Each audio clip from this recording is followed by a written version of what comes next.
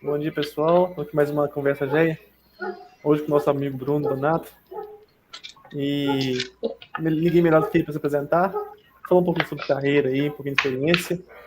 E obrigado, Bruno, por estar com a gente aqui no sábado. Todo mundo que está aqui também, Giovanni, André, Luiz. E fala tudo sobre, Bruno. Bom dia para todo mundo. Desculpa, não estou conseguindo ver ninguém, então não vou conseguir ver vocês, acho que interagir tão bem quanto eu queria, mas aí quem quiser também, se no meio da apresentação quiser falar alguma coisa, parar, perguntar, fica à vontade também, mas obrigado aí pelo convite, Igor, de novo. Obrigado por todo mundo aí que apareceu. Sábado de manhã é complicado, né? Mas valeu aí pela presença. E, bom, como o Igor falou, eu vou falar um pouco assim, de maneira bem aberta. Então, de novo, se alguém quiser perguntar, tirar alguma dúvida, enfim, fica à vontade para interromper. Não precisa nem levantar a mão, nada, só falo, porque eu também acho que vai ficar mais dinâmico, né? Eu não estou vendo o que está rolando, né? Geralmente, quando alguém levanta a mão, eu vou acabar perdendo a oportunidade, né? Então, quem quiser pode interromper e sem problema nenhum. Então, eu vou falar um pouco, acho que da minha jornada aí no dos dados, né?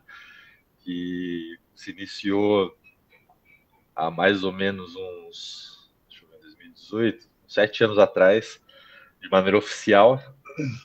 E do ano que acho que foi do ano passado, né, Igor, que eu acabei conversando com o pessoal aqui também.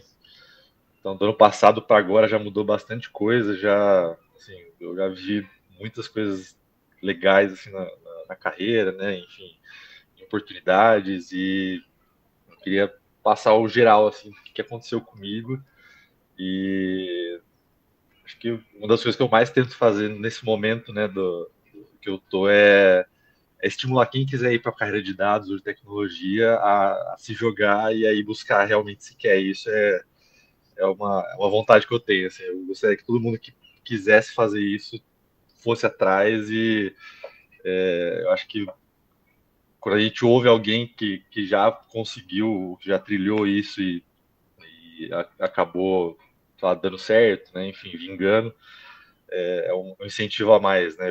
Na minha jornada eu tive várias pessoas assim, que eu conheci que fizeram essa transição, né? De qualquer área que fosse, né? Advocacia, área da saúde, enfim, para a área de tecnologia. E é muito estimulante, assim, você saber das outras pessoas, né? Você ver o que ela fez, você pegar experiências, enfim, e acabar aplicando para a sua realidade, né?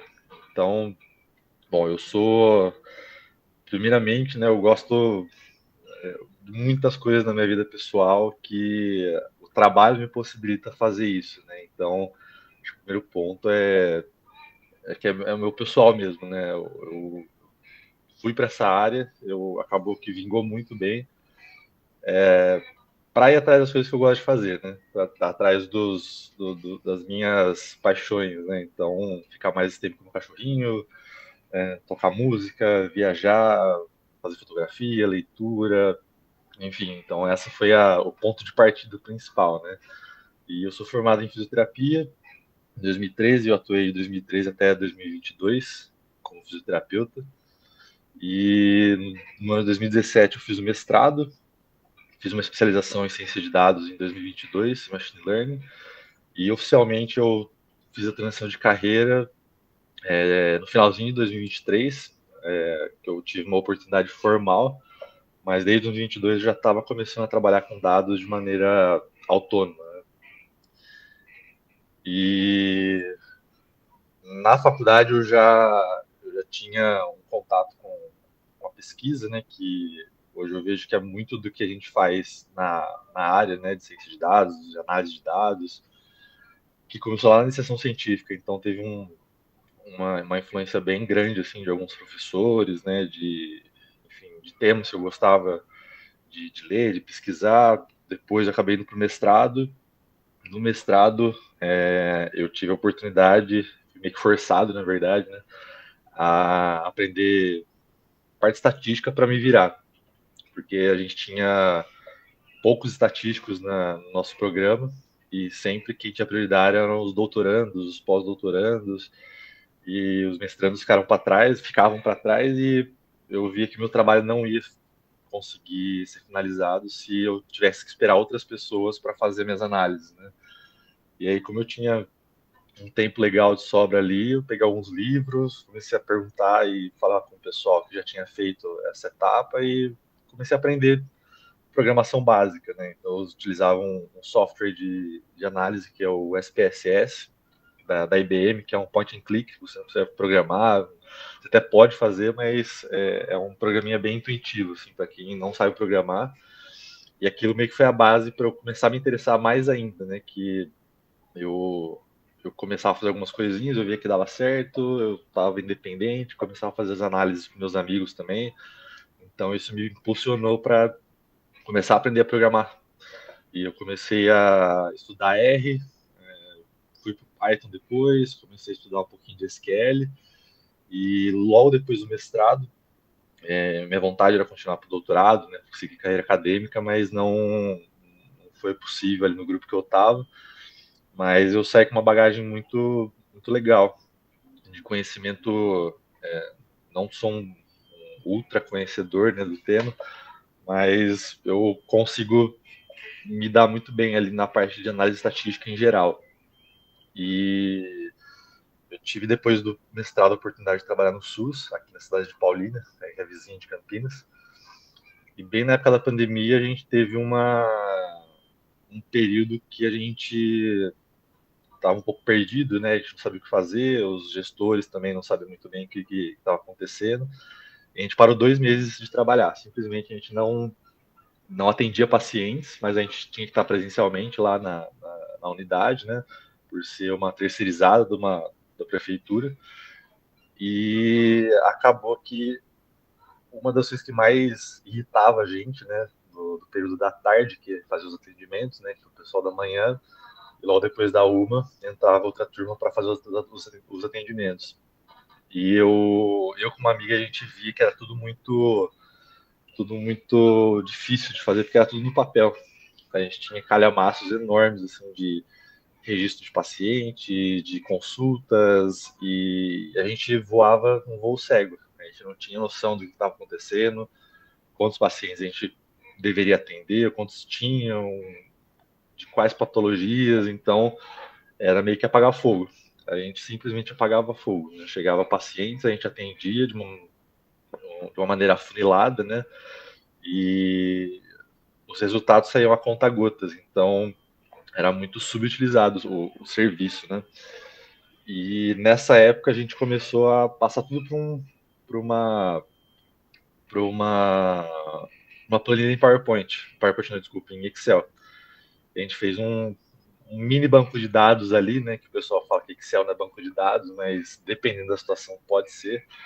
E essa que é uma das coisas mais legais da área, né? Que eu vivenciei, que acho que dá para aproveitar muita coisa, mesmo que você tiver muito pouco recurso, se você tiver uma boa visão, uma boa organização ali do que você quer fazer, você consegue utilizar bastante coisa que está à mão, né? Você não precisa de grandes tecnologias, né? Recursos na nuvem, você consegue, organizando, fazer algo muito de útil com as informações que você tem, né?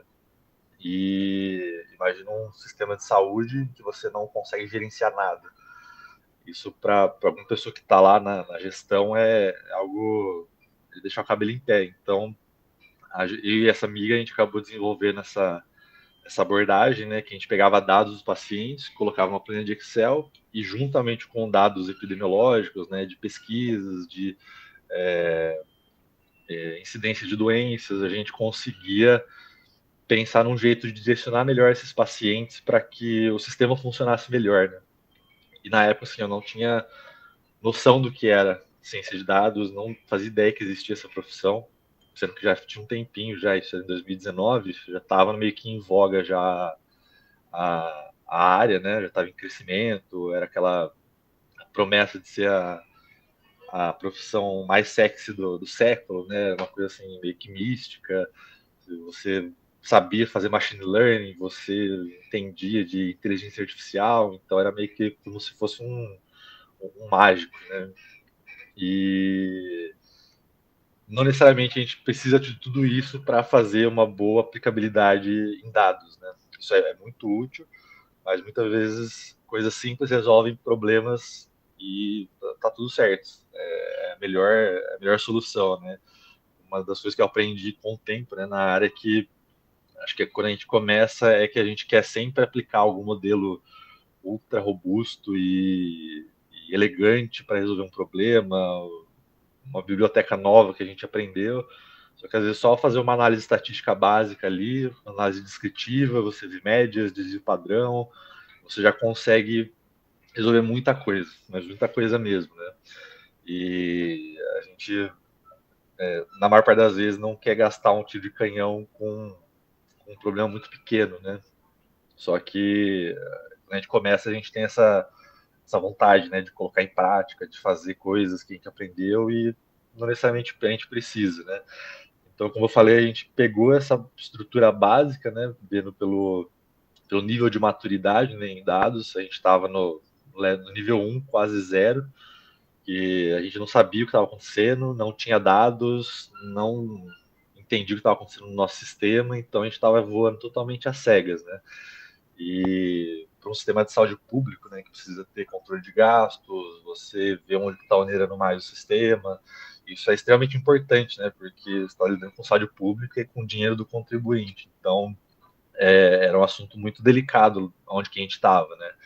Então, a gente pegou esses 2 meses e corremos o máximo que a gente pôde para passar tudo que a gente tinha de dados para uma planilha de Excel, né? Então, a gente tinha esses livros de registro que as secretárias iam preencher na mão e eram, acho que uns 7 volumes desses, assim, uma coisa monstruosa de dados de desde 2010, mais ou menos. Então, eram uns 10 anos de dados, tudo no papel.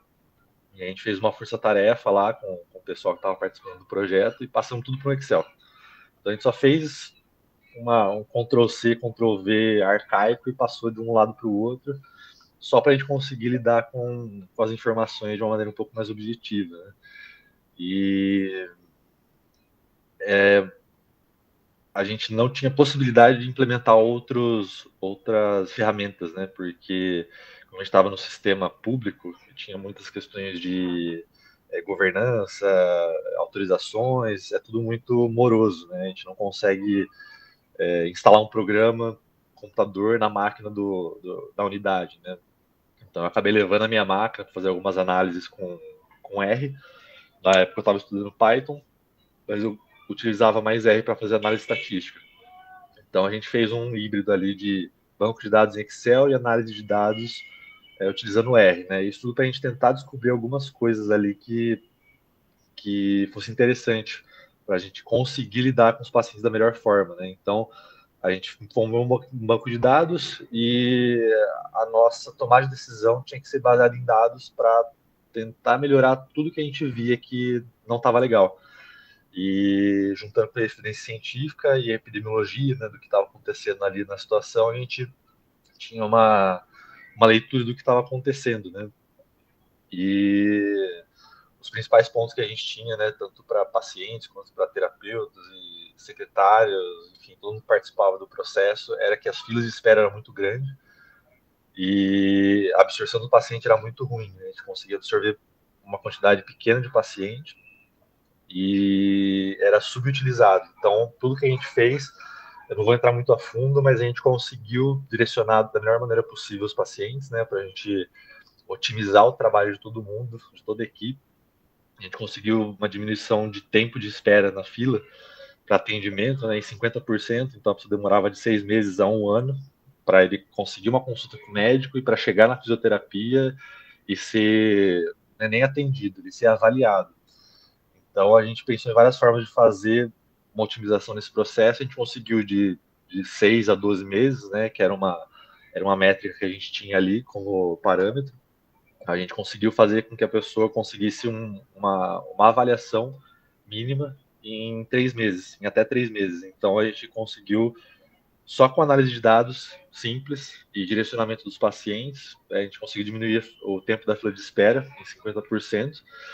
E isso permitiu, né, com outras coisas que a gente estava fazendo, absorver 20% a mais de pacientes que a gente tinha como fluxo normal, né, no nosso dia a dia. Então, foi uma coisa que ficou muito bem estabelecida, né? Tinha muitas pessoas que não gostavam da nossa abordagem, mas quando a gente começou a ter resultados e que a gente viu que fazia o fluxo de pacientes ficar muito mais otimizado, né? E todo mundo ganhava, as secretárias ganhavam, o paciente ganhava, os terapeutas ganhavam. Então a gente viu que isso foi muito importante, assim, né? Eu acabei saindo logo depois, que eu tive uma outra oportunidade na fisioterapia, né? Com atendimentos particulares.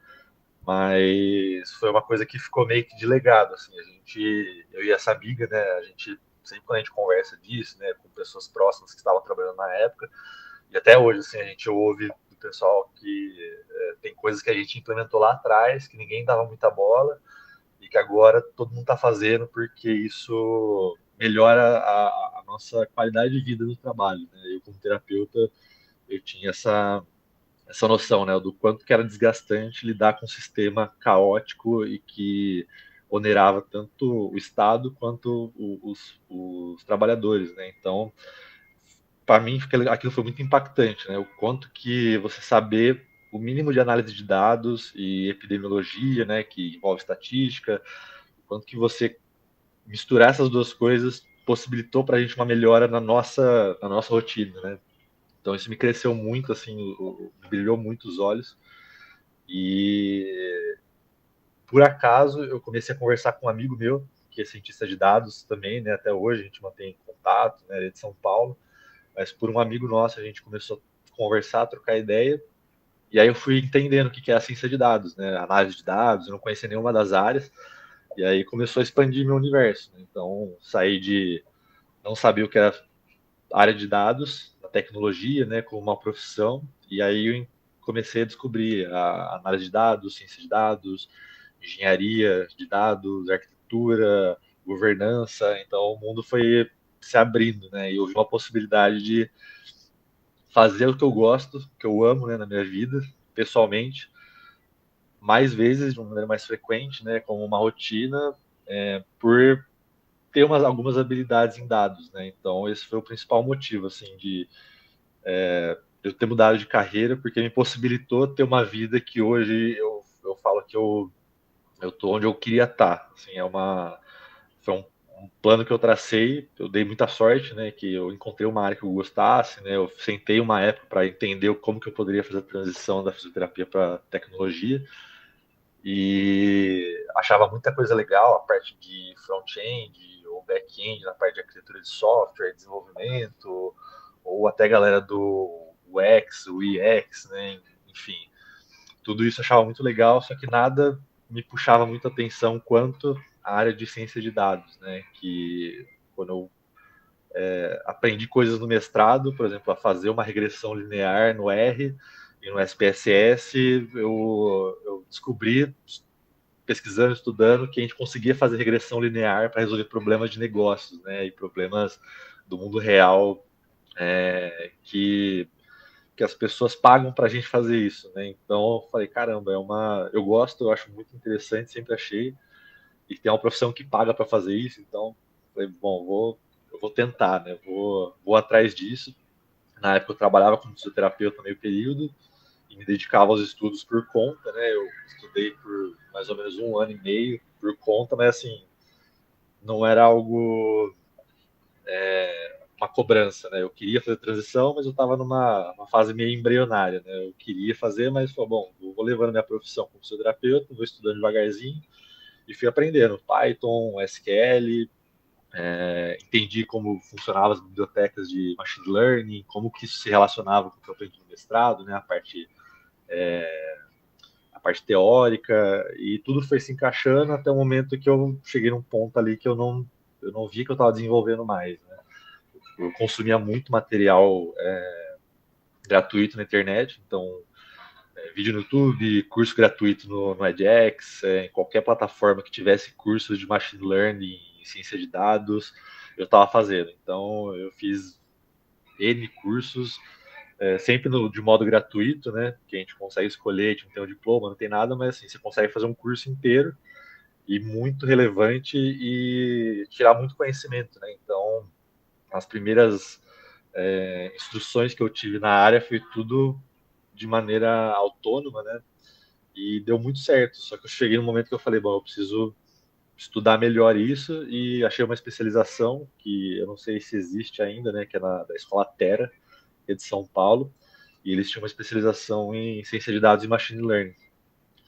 E eu vi a ementa, um amigo meu estava fazendo esse curso, já estava terminando, e eram outros tempos, né? Sei lá, em 2022, acho que até estava um pouquinho assim, né? Mas um amigo meu, por exemplo, que já atua desde 2017, ele me falava assim, cara, se você tivesse entrado no mercado, estudado, enfim, fosse atrás e tivesse feito curso, especialização em 2017, mais ou menos, 2019 até, era muito receptível o mercado, né? Então, se você soubesse scikit-learn, se soubesse pandas, se soubesse conceitos de estatística ali, conseguisse lidar com dados no SQL, no Excel, que seja, pelo que ele me conta, né, e pelo que eu vejo do pessoal falar, era uma época que só da pessoa saber isso, sem experiência nenhuma, ela já se destacava. Então, foi uma época que, segundo essas pessoas, muita gente entrou no mercado, né, e aí começa aquele boom, né, de pessoas entrando no mercado, pessoas vendendo curso, pessoas vendendo promessas, pessoas vendendo que em 6 meses você ia estar ganhando 10, 15 pau. Então, era uma, era uma época que começou a saturar um pouquinho o mercado, né? E para contornar esse problema, né, eu fiz o curso e realmente na época que eu entrei, né, eu tentei entrar no mercado de primeira, eu não achava vagas para júnior. Assim, eu não achava. Ou se achava, era assim, os requisitos que o júnior deveria ter, eu não tinha condição de ter, né? E muita gente não tem, né? Porque você tem que ter muita coisa, muita bagagem e experiência, que coisa que o júnior não tem. Então, eu passei ali uns 6 meses mais ou menos penando assim para não desistir, não ficar desanimado, fazer entrevista e não dava certo, pensava em desistir, pensava que não ia dar certo, e só que como eu tinha essa questão do trabalho que já estava estabelecida, né, eu falei, bom, eu vou continuar se não der certo mesmo, beleza, eu tenho para onde voltar, né, eu tenho a fisioterapia para continuar, mesmo que eu não estivesse mais tão feliz, eu tinha essa ideia na minha cabeça, né, que era possível eu ter uma segunda chance, né? E para tentar contornar esse problema, né, de chegar numa entrevista, não ter experiência, e o recrutador, por mais que tivesse gostado do meu perfil, que é uma coisa que acontece muito no mercado de trabalho, né, eu vivenciei muitas experiências positivas nesse ponto, que é que a minha formação em uma área não técnica de tecnologia, ela era muito bem vista.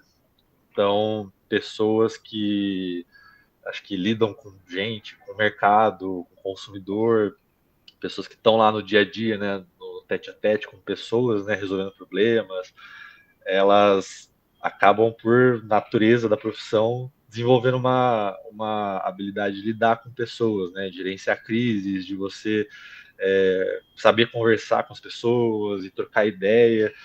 E isso era muito bem visto por todo mundo, assim, que eu passei em entrevistas, as pessoas ficavam muito curiosas, né? Ver o meu currículo e falar assim, vi que fica aqui que você é fisioterapeuta, né? Mas se me conta por que você fez essa mudança, né?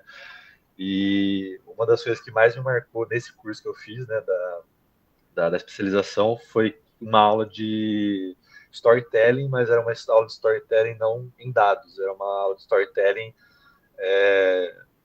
de autopromoção, não autopromoção como uma coisa pejorativa, né? Como se você fosse superior, nem nada. É só você saber vender o seu peixe.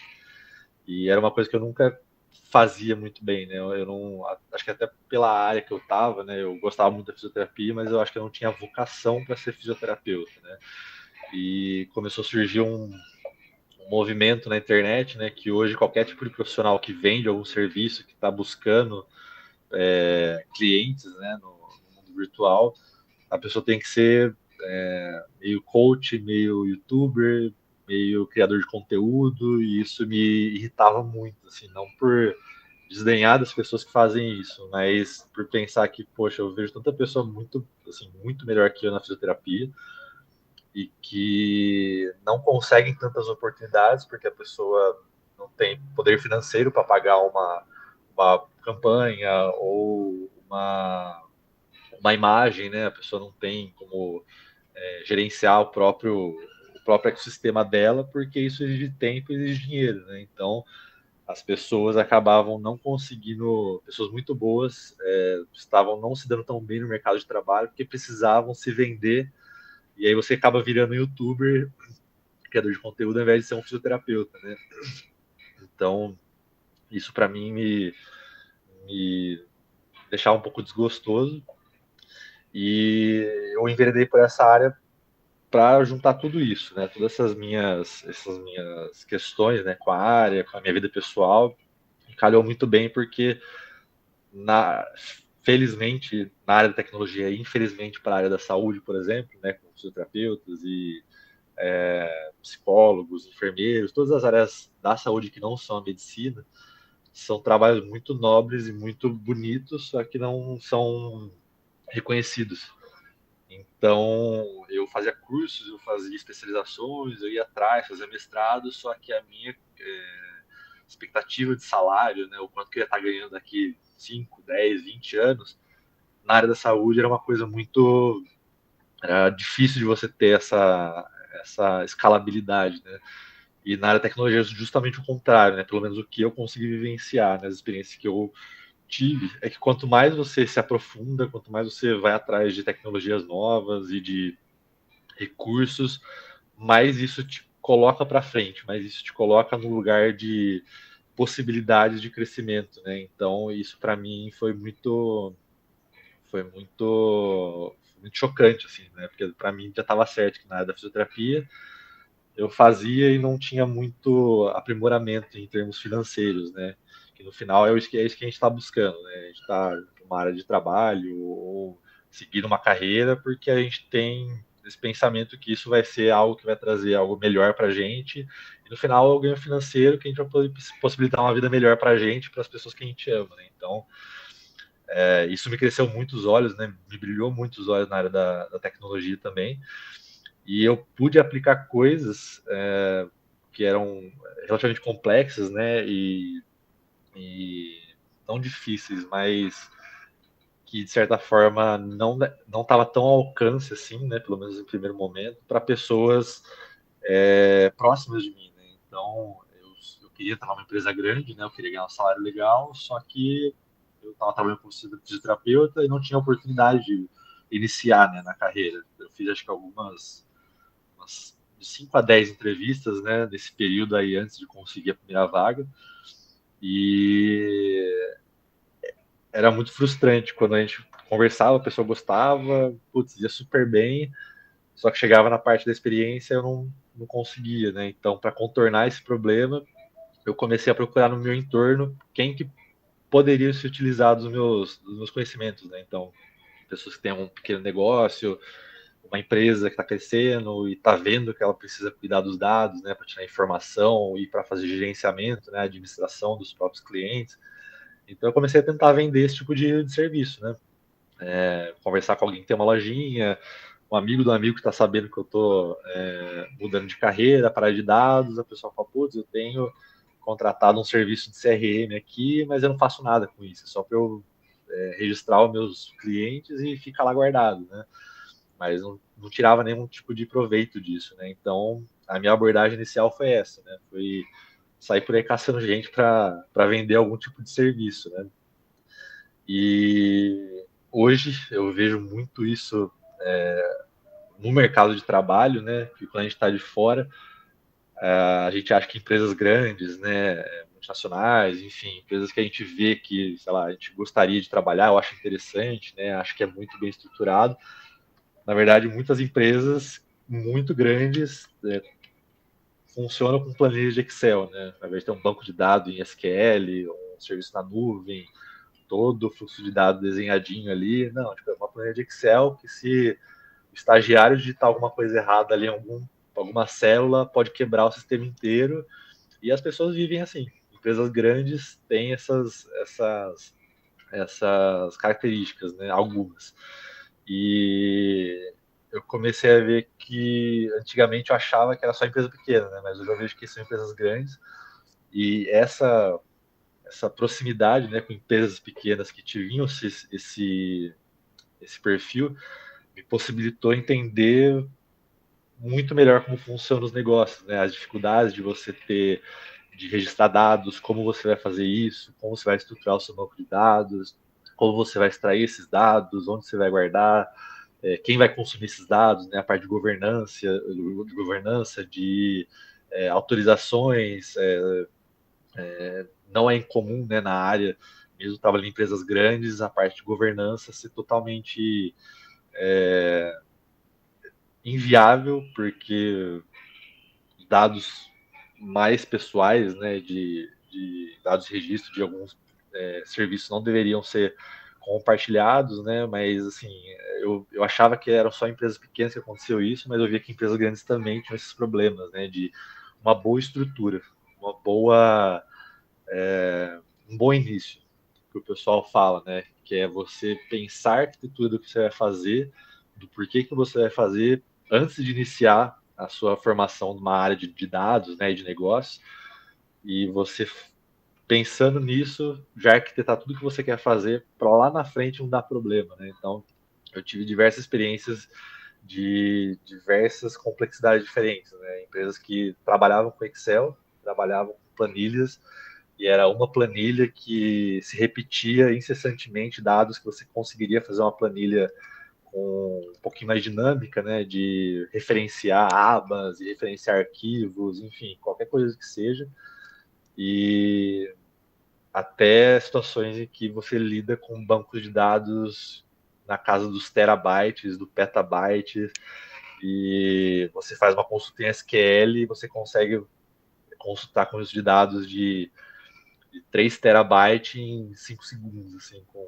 as tecnologias em nuvem, né? Então, trabalhar com essas empresas menores me possibilitou chegar no mercado de trabalho numa posição em que eu tinha que utilizar essas ferramentas monstruosas, né, a Oracle, o Databricks, por exemplo, e já ficar muito mais fácil na cabeça o que eu tenho que fazer, como que eu deveria fazer, porque eu passei por esses problemas, né, porque eu passei por esses perrengues, né. Acho que um dos casos mais emblemáticos, assim, para mim, foi uma primeira oportunidade de emprego em que a gente tinha a empresa era contratada de uma outra empresa, né, que a gente prestava serviço, eu era PJ de uma empresa e essa empresa foi contratada por outra empresa, então, sei lá, um serviço quarteirizado, não sei qual que é o nível, mas foi uma experiência muito boa para ver o quanto que uma boa preparação, uma boa estrutura, que acho que a maior parte dos cursos falam, né? Você realmente saber o que está fazendo, né? Você não só pegar dados, jogar num algoritmo lá de estudo que você viu no Kaggle e, pô, beleza, estou fazendo machine learning. Não, é você pensar em tudo que tem antes, né? E esse caso mais emblemático que eu lembro foi que a gente tinha um cliente que fazia uso do Databricks, né? Então a gente usava SQL lá dentro, os notebooks em Python, os bancos de dados nos buckets ali da AWS, e a gente tinha que produzir uns dados ali, né? E fazer validação desses dados com a equipe de negócios, né? Desse cliente. E a gente não conseguia fazer validação, porque o dado que eles tinham de referência era que eles colocavam como verdade absoluta, né? E os dados que a gente tinha que produzir chegavam totalmente manchados, né? A gente não tinha confiabilidade total do que a gente tinha de números, né? E a rastreabilidade daquilo era impossível, porque o banco de dados, o armazenamento, todo o fluxo de dados foi pensado com uma estrutura. O banco, o cliente cresceu de uma maneira exponencial, que não estava prevendo. As pessoas foram simplesmente empurrando com a barriga, falaram assim, depois a gente vê isso, vamos resolver o problema aqui, apagar o fogo, e depois a gente resolve. E nunca acontecia isso. Resumo da história, todo esse problema gerou essa questão de não ter confiabilidade desses dados, e a gente tinha que fazer queries que chegavam a de 600 a 1.000 linhas de SQL, tudo fazendo gambiarra. A gente fazia gambiarra num ponto, aí na hora que a gente via que resolvia um ponto, dava problema em outro. A gente fazia mais uma gambiarra no SQL. E foi ficando um monstro de gambiarra ali. Aquela query de SQL era o pesadelo assim, de 50% da nossa equipe, porque era um caos. Eu, na época, não falava que eu manjava SQL como eu manjo hoje, mas eu olhava aquilo e falava assim, meu, não dá para ser assim, né? Só que é uma coisa que é meio comum no mercado, né? Então isso já me preparou para a bucha que viria depois, né? Isso foi muito bom também, porque me possibilitou viver algumas coisas de uma maneira muito mais fácil, né? Então eu estava nesse processo, né, de tentar fazer trabalhos com empreendedores, fazendo entrevistas, fazendo qualquer tipo de coisa que me aproximasse do mercado de trabalho, enquanto eu estava estudando, né? Então eu comecei a estudar a parte de machine learning mais clássico, né? Os modelos supervisionados, não supervisionados, e aí eu comecei a entrar em contato com algumas coisas mais interessantes, né? Que começa a parecer que a gente faz mágica, né? Quando eu mostrei para meus pais, por exemplo, que não são da área técnica, não manjam nada, eles acharam assim que eu, sei lá, eu tinha feito alguma faculdade, alguma coisa do tipo para conseguir produzir aquilo, né? Mas uma das coisas também que me agrada muito na área, como é tudo open source, você consegue juntar as pecinhas do jeito que você quer, né? Então, tecnologias que eu achava que era muito distante do que eu poderia fazer, eu vi que não eram. Então, eu tinha muitos recursos para poder utilizar para resolver um monte de problemas, só que não tinha onde aplicar, né? Eu não tinha onde aplicar esses conhecimentos que eu tinha de maneira que trouxesse algum benefício ou que fosse útil de alguma forma, né? Então, lá para o final de 2023, mais ou menos, eu estava estudando visão computacional, entendendo como é que funciona, né? Como funcionam as redes neurais, como funciona uma rede neural convolucional, recorrente, entendendo como que aquilo acontece, né? Se vocês já estudaram, é muito legal ver, né? Como que a rede neural convolucional funciona. Ele faz todo o mapeamento ali da imagem, traduz isso em nuances de cores, né? Enfim, eu acho sensacional e eu achei legal. Falei, bom, vou estudar isso, vou ver o que é, vou tentar aplicar. E aí o primeiro projeto que eu fiz, eu não sei se vai rolar aqui, deixa eu ver se que foi esse de a minha ideia, né, seria possibilitar fazer um treinamento meio que à distância do meu cachorrinho, né? Então eu ficava muito tempo fora e ele ficava um tempo em casa e eu pensei, bom, eu tô treinando ele quando eu tô aqui, mas quando eu não tô em casa, eu não consigo fazer nada, né? Ele fica lá ocioso, talvez até nervoso, né? Porque ele já é um cachorrinho ansioso. Então isso pode, sei lá, causar um mal para ele, né? Enfim, toda a parte de comportamento canino. E eu falei, bom, seria muito legal se eu tivesse um trabalho e se eu conseguisse fazer um treinamento com ele baseado em imagem, né? E aí eu pensei, bom, vou ver se eu consigo fazer um detector de posição dele, porque daí a minha ideia era, né, o meu projeto na minha cabeça, idealizado, né? Eu faço algum tipo de trabalho com Arduino ali, né, para criar algum tipo de mecanismo, e quando fosse disparado um aviso sonoro, o meu cachorro entendesse que é um comando de sentar ou deitar ou fazer qualquer outra coisa, e se o sistema detectar que ele estava na posição correta, ia liberar um petisco. É basicamente isso a essência do treinamento canino, né? Eu falei, bom, faz sentido essa ideia. Eu não sei mexer com Arduino, não sei mexer com eletrônica, com elétrica, mas eu falei, essa parte da detecção acho que é possível, né? Estudando visão computacional, eu falei, pô, é viável. E aí eu comecei a tomar conhecimento das ferramentas do Hugging Face, de todos os modelos mais robustos que na época estavam saindo, né? E eu juntei uma peça, juntei outra, total, e beleza. Aí eu postei, eu não sei se vai sair aqui, mas enfim, quem quiser ver, acho que não vai rodar aqui, gente, mas quem quiser ver tem no meu LinkedIn esse vídeo.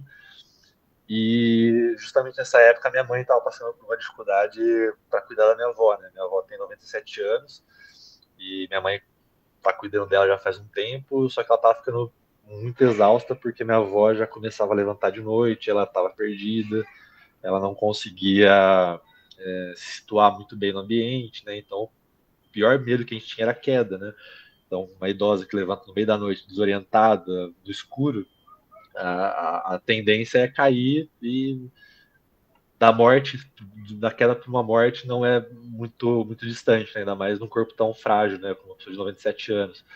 E aí minha ideia foi, bom, vou tentar ajudar minha mãe para que durante a noite ela fique tranquila, porque ela ouvia um barulho de mosca, alguma coisa mais diferente ali, um barulho de porta suave, ela já achava que minha avó estava caindo. E ela ficou meses assim e não conseguia dormir. Então a saúde mental dela estava indo pro vinagre, né? Então aquilo me preocupou muito. Eu falei, bom, também, de novo, faz muito sentido, né?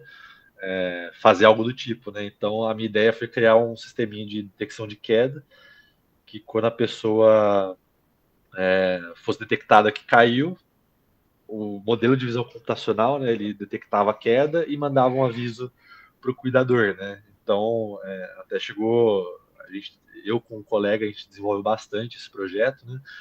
Mas esses projetos, essa possibilidade na área da tecnologia, né, de você pegar uma tecnologia que você não conhece, mas se você souber a base, você conseguir aplicar para outros propósitos, né? Isso me possibilitou uma visibilidade no mercado de trabalho, porque esse vídeo da queda e é uma coisa que eu sempre ouvi as pessoas falando, né? Que o LinkedIn realmente é uma rede social para trabalho e que se você não souber utilizar ele da melhor forma possível, ele vai atrair pessoas até você, né? Assim, tem pessoas que postam todo dia, tem pessoas que postam um assunto específico, tem pessoas que criam polêmica, mas todo o propósito é esse, é você estar na rede social para o algoritmo entender que você é relevante de certa forma. E as pessoas me falavam sempre, cara, pega um projeto que você gosta, uma coisa que você entende, algo que você se interesse pela resolução do problema, né? Se interesse pelo problema, não pela resolução, né? Um amigo meu fala muito isso, né? Na área de dados a gente tem que se apaixonar pelo problema e não pela solução, porque a gente fica muito focado na solução e acha que se a gente não achar uma solução perfeita ou que a gente gostaria que fosse, aquilo não vai dar certo, né? É justamente o contrário. É você ver o problema e ver como você pode resolver o problema da melhor forma possível, né? E como brincadeira eu fiz isso, né? E foi um post que acho que alcançou mais de 2 milhões de views, acho que umas 800 e poucas interações, foi acho que não sei se foi 300 mil mensagens, alguma coisa assim. Então, depois que eu postei esses vídeos, recrutadores começaram a me procurar, né? E foi justamente nessa época que eu tive a primeira oportunidade no mercado de trabalho, né? Então eu saí de um autônomo que tentava vender meus serviços ali de maneira bem dificultosa, né? E a minha primeira oportunidade foi uma startup, que era uma empresa de 10 pessoas e eles gostavam do meu perfil, só que eu entrei para fazer uma coisa que não era o que eu sabia fazer, né? E hoje, por exemplo, se eu tivesse naquela posição, eu me daria muito melhor, porque eu estava sendo cobrado como um engenheiro de dados, mas eu era um cientista de dados, né? Toda essa parte de arquitetura, de fluxo de dados, de ferramentas. Desculpa, gente. Eu estava no mundo novo, né? Então eu tinha acabado de aprender ciência de dados e entrei numa empresa que eu tinha que atuar como engenheiro de dados, né? E hoje em dia eu entendo que isso é meio que normal, né? Em empresas muito grandes, empresas que você tem equipes específicas, né? Aí você não precisa trabalhar dessa forma, mas acho que na maior parte dos trabalhos que a gente tem, na parte de dados, você sempre atua em duas ou até três frentes, né? Então você é um cientista de dados, mas você faz análise de dados e também um pouco de engenharia de dados, né? Se você é engenheiro, você faz um pouco de arquitetura de dados, a parte de governança e também um pouco de software, você precisa entender um pouco disso. E eu acho super válido isso, né, essa experiência, porque isso te dá mais ferramentas para você lidar com o dia a dia, né? Então, muita coisa que eu aprendi, que hoje eu faço, que não necessariamente é de um cientista de dados, mas me possibilita trabalhar melhor como um cientista de dados, né? Então, o ideal, o meu mundo dos sonhos seria eu trabalhar como cientista de dados. Eu receber conjunto de dados tudo bonitinho, as tabelas lindas ali, sem valor faltante, sem muita bagunça, com tudo normalizado, tudo padronizado, mas assim, desde que eu entrei na área, todo o trabalho que eu fiz de cientista de dados, eu tive que trabalhar como engenheiro de dados também, que é para fazer toda essa parte de gerenciamento de fluxo de informação, padronização de informação, E isso me possibilitou ser um profissional, acho que mais um pouquinho mais safo. Então, assim, eu não precisaria aprender no mundo ideal, mas por eu ter aprendido, isso me possibilitou, acho que, cortar alguns caminhos, né? Então, a partir do momento que eu percebi isso, tudo que eu vejo que vai trazer algum benefício para mim, seja direto ou indiretamente, eu vou querer aprender. Então, hoje em dia, eu tenho uma listinha de várias coisas ali que eu já sei que se eu aprender aquilo ou bastante daqueles tópicos, eu vou ser um profissional que eu vou conseguir trabalhar melhor do ponto de vista pessoal, né? Eu vou conseguir ter um fluxo de trabalho melhor, enfim. Mas eu também vou ser melhor visto pelos meus pares e pelos contratantes, né? Então, um cientista de dados que manja de engenharia de dados, que manja de banco de dados SQL, não SQL, que manja de MLOps, por exemplo, que manja de containerização, né? Trabalhar com Docker, trabalhar com todas as ferramentas que são meio que padrão no mercado, isso te coloca um pouquinho mais em destaque, né? Então, se você não tiver tanta experiência, você saber essas tecnologias já se possibilita muito. E só um adendo, né? Acho que eu vou já pular para essa parte. Né? Eu estava na startup, fui para uma securitizadora e depois fui para a Cellbet, que é onde eu estou atualmente. É uma empresa de tecnologias que inicialmente era uma empresa de impressoras, né? De máquinas de escrever, na verdade. Depois virou de impressoras e agora eles estão trabalhando no mercado de softwares em geral e de soluções. E até o momento que eu entrei na Cellbet, eu sabia que eu conhecia SQL. Eu sabia como funcionava, eu entendia qual que era a lógica, mas eu não sabia SQL. Eu não tinha domínio, eu não tinha desenvoltura com SQL. E o primeiro projeto, um dos primeiros projetos que eu peguei foi foi um projeto gigante, assim, na casa dos terabytes, dos petabytes também, em que eu tinha que fazer consultas em SQL num banco enorme. E me deram o trabalho. Falou, você vai ter que fazer isso. Você sabe SQL? Você sabe banco de dados? Sei. Você sabe Python? Sei. Tá, então você consegue fazer. E ter pessoas que me possibilitaram isso também foi muito importante, né? Porque meu chefe, que eu estava substituindo ele, né? Que ele tinha que ir do operacional pro tático, pro estratégico, ele precisava de uma pessoa para fazer o trabalho que ele fazia, porque ele era um polvo, né? O cara fazia 300 coisas ao mesmo tempo, só que não estava fazendo muito bem o que ele precisava fazer, né? Aquela parte de contatar cliente, enfim, toda a parte de nível estratégico e tático. Então ele deixou para mim, só que ele foi muito receptivo com a ideia de que eu não era um cientista de dados experiente, né? Então eu fui contratado por ele e ele abriu isso para mim, né? Ele falou isso na entrevista, ele falou, cara, no meu time eu só contrato pessoas que não são necessariamente da área técnica, que não são formados assim, em engenharia, em matemática, em física, porque segundo ele, né, eu tenho um pouquinho de experiência nisso, mas não tanta quanto ele. Mas ele falou, cara, as pessoas que não são da área técnica, mas que aprenderam a área técnica, elas têm um adicional que elas têm uma outra bagagem.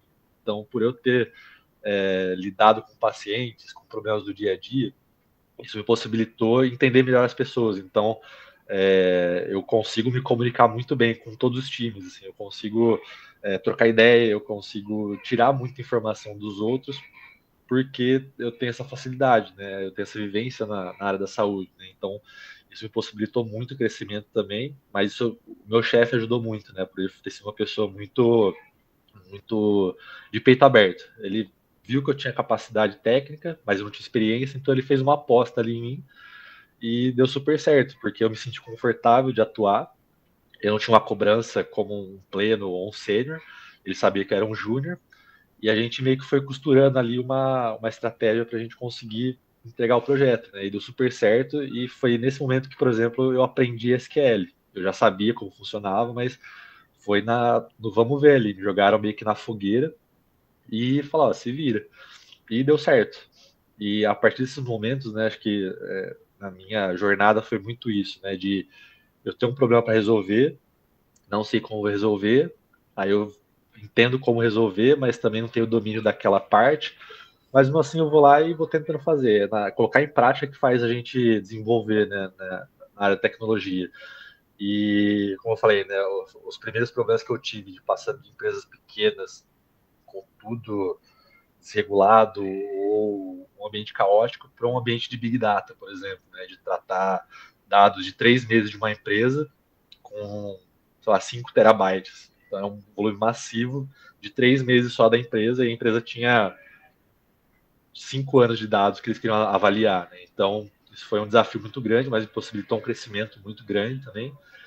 E como hoje está muito em voga, né, eu trabalhava com uma equipe que fazia POC. Então, eu estava com muita experiência em fazer POC. Então, eu conversava com o cliente, pegava os pré-requisitos ali, via o que tinha que fazer e colocava em prática. Então, eu tive muitas pessoas ali que me ajudaram, né? Tanto a pessoa de gestão quanto os meus pares, né? Que, que possibilitaram esse meu crescimento, né? Que meio que acreditaram em mim. Falaram assim, beleza, faz isso, se tiver problema a gente volta, a gente desenvolve aqui. E aí tinha algumas soluções que envolviam IA generativa, né? Que no meio do ano passado, acho que estava num hype muito maior do que está hoje, né? Hoje ainda está, mas assim, era um hype que meio que tinha virado uma chavinha no mercado, assim, que a IA generativa meio que chegou na boca do povo, que ela que ia fazer o negócio crescer daqui para frente, né? E eu também tive a oportunidade de colocar em prática conhecimento de IA generativa, então foi uma experiência muito, muito legal, assim, você vê na prática a coisa acontecendo, só que isso é um ambiente que com certeza eu conseguiria fazer num projeto pessoal. Então eu falei assim, cara, dá para fazer muita coisa com esses recursos muito robustos, só que com problemas que a gente acha que não serve, né? Então, sei lá, seja um problema de negócio pequeno, uma empresa pequena, ou até uma brincadeira. Você fala assim, eu vou fazer um projeto de engenharia de dados para tirar dados daqui, colocar num banco assim e pronto. E é isso que possibilita nosso desenvolvimento, né? Tanto esses projetos, mas também colocar em prática, né? Os problemas da vida real. E como eu falei, na Celbet eu trabalho bastante atualmente com Machine Learning, que eu mudei de equipe, agora eu estou na parte na seção de dados mesmo, né, de BI, mas toda essa parte de arquitetura e engenharia, eles são extremamente relevantes para mim, né, porque hoje eu estou iniciando uma área de dados lá dentro da equipe, e quando a gente vai discutir alguma coisa, né, eu e meu líder, sempre é uma conversa horizontal. Então, assim, ele fala, a gente tem esse banco de dados, ele tem uma experiência de negócio muito grande, ele manja de dados pra caramba, só que ele não manja tanto de machine learning e nem engenharia de dados. E outro colega nosso também tem algumas habilidades que a gente meio que se complementa. Então, por mais que ele seja meu líder, né, seja uma pessoa de um cargo superior, quando a gente vai conversar, ele vem me pedir opinião. Então, eu falo assim, o que você acha que precisa? A gente está tentando contratar uma cloud, por exemplo, né? Um projeto hipotético que a gente vai contratar uma cloud para fazer algo que a gente precisa para um cliente que contratou a gente. Mas a gente não sabe qual é a arquitetura que tem que ter, qual que é o fluxo de dados, qual que é a volumetria.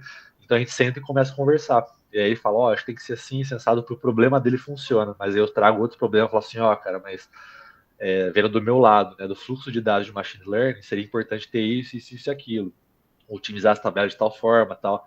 Então, por mais que eu não saiba aprofundadamente, né, engenharia de dados, que é uma coisa que eu estou estudando para futuramente saber, eu sei me guiar, eu sei o que poderia ser e o que não poderia ser. Então, isso já facilita, assim, absurdamente a minha vida, porque a gente vai com conversas com clientes, por exemplo, né, ou pessoas que estão prestando serviço para a gente, e as conversas sempre são de uma maneira que vai para algum lugar, né? Então, a gente vai pensar numa arquitetura de um banco de dados. Pô, o que a gente precisa? Né? A gente precisa de um Delta Lake, a gente precisa de um Lake House, por que a gente precisa de tal coisa para tal situação, né? A gente precisa precisa de entender Spark, por exemplo, para fazer o carregamento de dados em batching, o streaming. Então, tudo isso, por mais que eu não domine, eu sei o que eu tô, onde eu estou pisando, né? Então, isso facilita absurdamente assim a vida de um profissional de dados e acho que de tecnologia, né? Você está numa área de atuação, só que você também está olhando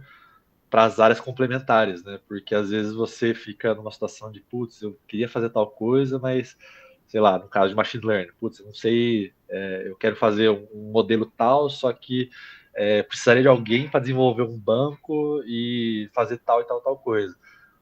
Ao invés de esperar alguém fazer isso e provavelmente não ter quem faça por mim, vou aprender o básico ali para eu fazer alguns testes e na hora que eu for conversar com o meu chefe, eu falar, ó, a gente precisa disso, disso, daquilo, fiz esse teste, então assim, eu acho que seria melhor a gente fazer de tal forma. Então toda essa preocupação com o entorno, né, é tanto para fazer o trabalho funcionar de maneira melhor, mas também para minha vida ficar mais fácil, né, para eu conseguir transitar melhor no meu próprio trabalho.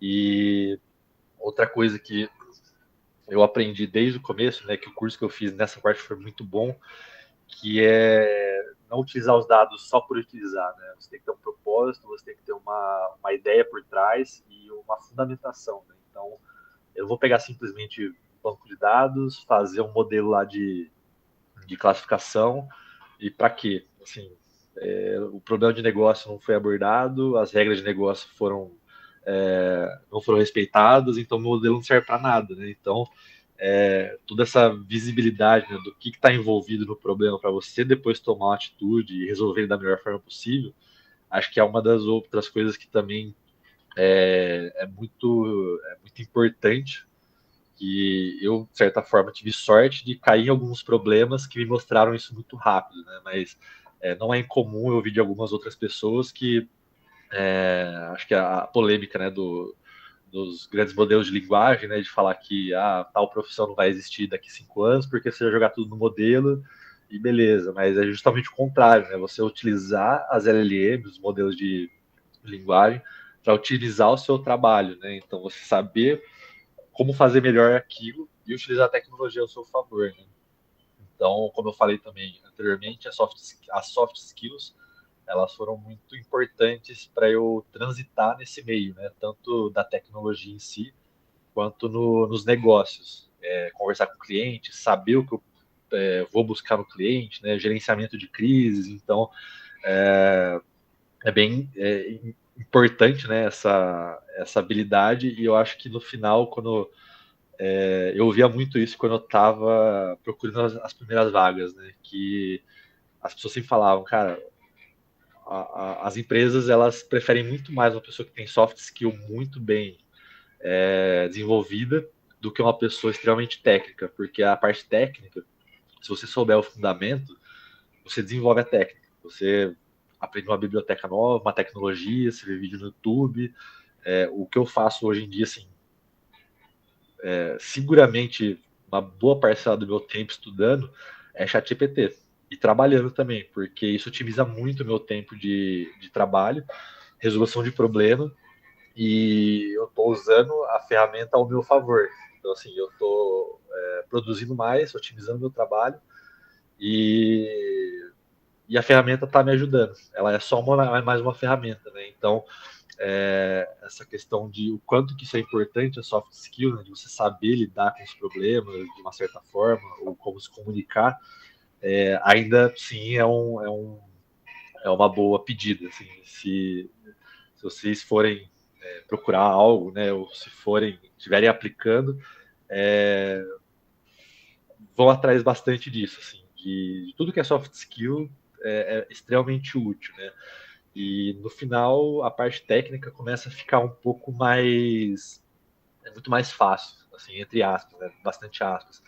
Mas é algo que você consegue resolver, porque a técnica já tem na internet, já tem alguém que no Stack Overflow já perguntou há 1.000 anos atrás, e que a LLM já sabe, porque ela tem um corpo de conhecimento muito grande, né? Mas isso já está resolvido. Os problemas técnicos, provavelmente alguém já passou por o que você passou e você vai achar a solução. Mas a parte de soft skill, desenvolver essas habilidades mais finas, né? Isso que é o grande, acho que é o grande segredo, na verdade, né? De você ter uma base muito boa, não que você vai jogar tudo para soft skill, mas a soft skill ela te permite transitar muito bem nesse mundo da tecnologia e dos negócios, né? Se for o caso de alguém que quer seguir mais para a área de consultoria, né? Enfim, você tem que lidar com gente, clientes. E é basicamente isso, gente. Eu teria muito mais coisas que eu poderia falar aqui para vocês, né? Que eu realmente gosto muito da área, por ela ter me possibilitado, né, fazer essa transição de carreira e ter a condição de situação que eu tô hoje, né? Eu converso bastante com as pessoas no entorno e ter feito essa transição e ter ido para a área de tecnologia, ter conseguido seguir por esse caminho me possibilitou ter uma vida com uma maior qualidade, né? Então, no final, tudo que eu estou falando aqui foi unicamente com o objetivo de eu seguir uma vida que eu achasse que era mais proveitosa para mim, né? Que a minha vida ia ter mais qualidade, né? Então, esses poucos pontos que parecem besteira, né? Que parece que não é tanta coisa, foram justamente as coisas que eu acho que me possibilitaram fazer essa transição de uma maneira mais rápida, né? Lógico que eu tive apoio da minha família, eu tive um suporte por trás, mas ter essas habilidades, né, essas caixinhas de ferramenta ali à mão, foi o que me possibilitou real, não foi a parte técnica de saber implementar todos os modelos da biblioteca do Scikit-learn, ou um XGBoost, ou uma clusterização, isso daí é secundário, assim. Qualquer pessoa aprende, mas você saber olhar para o problema de uma maneira diferente, você saber se comunicar com as pessoas, você saber tirar a informação das pessoas, né? Isso é muito legal, que eu estou vivendo bastante isso, que tem alguns problemas de negócio, que eu estou fazendo algumas soluções, e para mim faz muito sentido.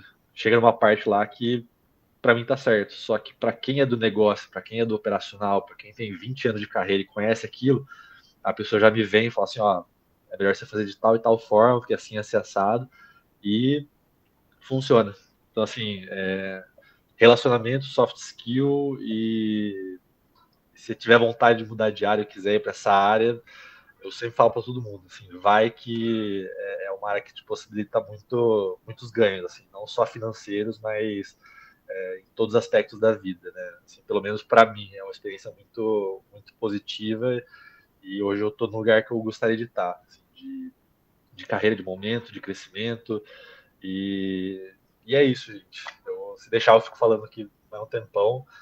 E se alguém quiser perguntar alguma coisa, enfim, eu tô aberto agora ou depois também. E é isso, pessoal. Espero que de alguma forma isso tenha ajudado vocês ou tenha contribuído aí pro grupo. E vou deixar a palavra com o Igor de novo. E aí, gente, perguntas aí? Aproveita. Ô, cara, primeiramente, cara, parabenizar, cara, pela sua história, cara, pelo culhão, né, cara? O cara que faz a transição tem que ter muito culhão, né, cara? É difícil, cara. E ver seu storytelling, cara, perfeito, cara. Eu fiquei assim, você conseguiu, com poucas palavras ali, fazer um storytelling bem interessante, cara, parabéns. Eu também fiz a transição de carreira para a área de ciência de dados. Eu vim da área industrial, né, cara? Então, assim... Legal. Foi... Cara, parece que eu te vi falando, parece que eu vi a minha história, assim, sabe? Muito legal. Cara. Isso é bem bacana, cara, porque, assim, sempre quando eu converso com alguém, eu tenho um amigo que eu acabei conhecendo por causa disso, que ele era fisioterapeuta também, e ele contava as coisas e eu falei, cara, eu queria que isso fosse verdade para mim. Só que daí quando começou a acontecer comigo, eu falei, pô, aqui parece que é meio que é uma vivência em comum, né, cara? Tipo, é uma vivência que todo mundo passa e que, tipo, quando passa, você fala, puta, que legal que aconteceu, e você entende o outro, né? Você fala, puta, aquela pessoa passou pela mesma parada, né? Então, é bem bacana. Muito legal, cara. Máximo, parabéns pela apresentação, hein? Valeu, cara. Vamos trocar as figurinhas aí. Vamos adicionar no LinkedIn. Sim, cara, legal. E você tocou um ponto importante, cara, essa hype agora aí de... Eu vejo que quando foi no LinkedIn, cara, o cara postou lá parece que é no Colab, que você puxa um arquivo lá e pede para fazer, ele já faz todo o trabalho, né? Tipo, trabalho que é manual. De análise, assim, né? Análise. Aí veio essa hype, que vai substituir cientista de dados, você, cara não entende nada de ciência de dados. Não entende nada de ciência de dados. É o hype de toda a área, né? Que fala, tipo, o desenvolvedor, agora uma LLM consegue desenvolver um site, um aplicativo só com prompt. E, tipo assim, beleza, pode realmente ser, cara, mas assim, se a pessoa souber usar isso a favor dela, meu, não vai roubar emprego de... Não vai, bicho. Isso tocou um assunto muito legal, cara, que é resolver problema de negócio, cara. Isso é o crucial. Entender o problema do negócio, cara. Sim. E conversar é o que faz ficar empregado, né? Exato, porque assim, a galera quer que você dê resultado em dinheiro. Então, se você entender o problema e conseguir resolver, cara, é o que a galera vai olhar para você e falar, ó, vamos manter essa pessoa na equipe. Exatamente, cara. Saber conversar com o stakeholder, cara, Sim. a premissa do negócio. Se a galera entendesse isso, cara, entenda o problema do negócio. Sim. Que aí, assim, 80% dos seus problemas já estão resolvidos. Sim, total. E é uma coisa que eu sempre falo assim para as pessoas que eu trabalho próximo, né? Que acho que eu nunca entrei para uma equipe de ciência de dados, né? Sempre foi dados, BI, enfim. E uma das naturezas da parte de dados, de ciência de dados, é que, cara, você vai perguntar para 1 milhão de gente um monte de coisa, a pessoa vai te achar chato pra caralho, mas porque assim, você precisa entender o negócio. Então, até entrar na sua cabeça, aquilo tem que estar muito bem fundamentado. E eu sempre falo eu até brinco com esse meu líder atual, né? Eu falo assim, cara, você me desculpa, mas assim, eu já vou falar de antemão, que eu vou ser chato, vou perguntar um monte de coisa, eu vou pedir de novo explicação, mas assim, eu preciso fazer isso, cara. Desculpa de antemão, mas assim, já tá avisado, eu vou ser chato. E ele fala, não, tranquilo, é isso que a gente quer mesmo.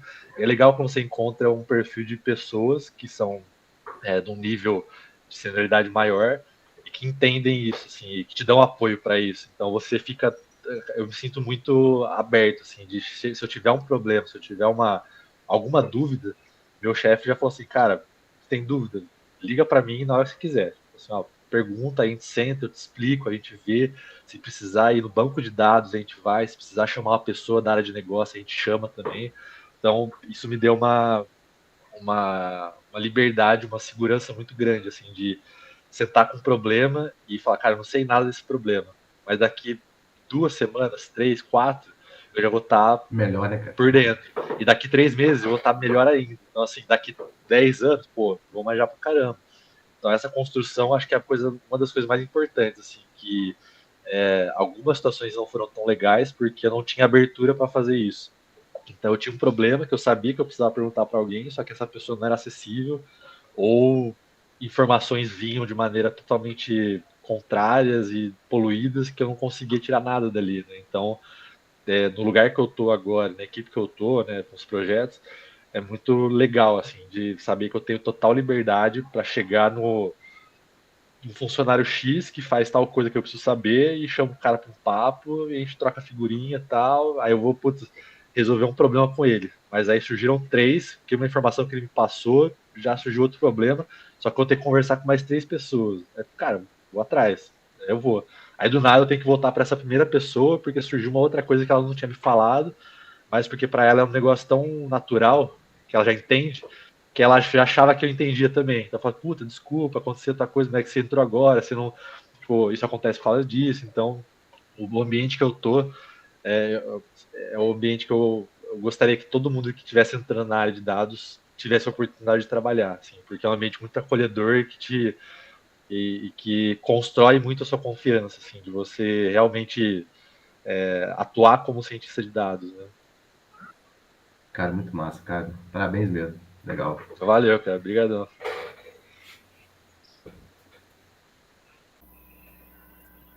E aí? Mais alguém? Sábado de manhã. É isso Voltar. aí, parabéns, cara. Essa parte de transição realmente é bem desafiadora, assim, né? Quando você decide tomar essa decisão, né? Sim. Mas você vê que com o tempo acaba recompensando muito, né? Eu Sim. também fiz essa transição de carreira e Legal. acho bem legal, né? Quando as pessoas aceitam o desafio e Sim. E é uma fazem isso. coisa que acho que todo mundo já sentiu isso, né? De que eu olhava para algumas coisas e falava assim, cara, eu nunca vou entender isso, cara. Nunca vai entrar na minha cabeça. Aí depois de um mês, tipo, eu já tava olhando para aquilo e falava assim, cara, acho que é aquele problema que quando a gente tá codando, a gente roda alguma coisa e, puta, dá erro. Daí você não sabe, aí você vê uma vírgula que tá fora do parênteses que, tipo, você só colocou a vírgula para dentro, aí funcionou. É a Exatamente. mesma sensação, eu nunca vou entender, para daí você chegar no ponto de conversão ali, fala, puta, entendi, nossa, como eu sou uma meba, né? Aí você se sente burro, depois se sente inteligente e continua no progresso para daqui uma semana cair no mesmo problema, você se sente burro e depois se sente inteligente de novo. É Mas é um, muito é um bacana. ciclo infinito, né, cara? É.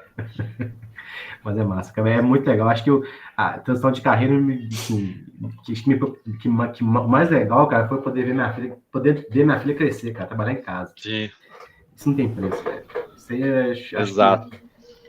que você frisou bem a qualidade de vida, né, velho? Então, assim, acho que Total, cara. isso não tem preço, cara. Eu vi minha menina Não. crescer, desenvolvendo aqui, velho. Legal. E isso é Quanto massa tempo ela tá demais. agora? 5 Quantos meses, anos velho. ela tem? Vai fazer 6 meses, dia 5 agora. Legal.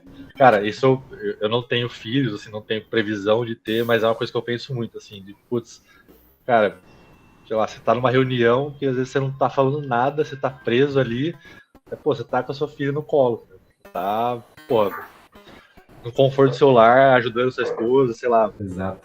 qualquer coisa que seja, né, cara? Então é bem, assim, eu voltaria pro presencial, pro híbrido, se a proposta fosse muito boa, assim, muito boa mesmo. Mas se for uma coisa assim que, puta, sei lá, brilha o olho, mas eu falo, não vale a pena, porque, cara, pegar trânsito, Não, cara. estresse, sei lá, gasto que você tem. Então, assim, pra mim, a situação que eu tô vivendo hoje, faltou, tô no céu, cara. Eu tô num lugar muito privilegiado. Exato. E foi me possibilitado por causa da tecnologia, né? Então, assim, todo mundo do meu círculo social, eu falo, cara, você tá, sei lá, insatisfeito com o trabalho, você tá pensando que tá ganhando pouco, cara, pô, pensa muito bem, tipo, ir pra tecnologia, né? Por mais que esteja começando a saturar, e acho que todos os mercados começam numa época, mas tem espaço, assim, acho que tem como você entrar e se dar bem, assim. Então, todo mundo do meu entorno, eu sou meio que a pessoa que quer converter todo mundo a entrar na área de tecnologia, assim. Não, vamos, cara, faz tal coisa, faz tal curso e tal. E eu quero ver todo mundo bem, né? Tipo, eu quero ver as pessoas saudáveis e bem de vida. Então eu falo, pô, vem pra essa área que é sucesso, cara. Porque assim, eu falo por experiência própria, porque o primeiro emprego na área, eu já tava ganhando mais do que eu ganhava como fisioterapeuta com 10 anos de formado. Então, assim, pra mim isso foi surreal, assim. Eu vi e eu recebi mais propostas de emprego, entrevistas de empregos em 1 ano e meio na área de tecnologia do que em 10 anos de fisioterapia. Então, assim, pra mim, eu falo, cara, eu queria muito que o fisioterapeuta tivesse esse mundo, assim, essas oportunidades, esse dinheiro. Mas não tem, eu vou buscar outra coisa, saca? Eu não vou ficar sofrendo por isso. Exato, cara. É isso aí, gente. Muito bom. Bruno, muito obrigado, cara. Eu agradeço, cara. Obrigado pelo convite de novo. Foi muito bom. Estamos sempre à disposição aí. Tá, já também, tá porta aberta. Se precisar, quiser entrar em deixa o contato LinkedIn aí, cara. Vamos trocar. É verdade. Assim. Manda o link aí pra nós. Manda lá no grupo. Manda no Luiz, que todo mundo pega lá. Fechou, cara. Então, gente, brigadão. Tá no sábado de manhã aí com a gente. Abraço. Falou, pessoal. Nos vemos por aí. Bom sábado. Aquele abraço. Tchau. Valeu, tchau, tchau. Até mais.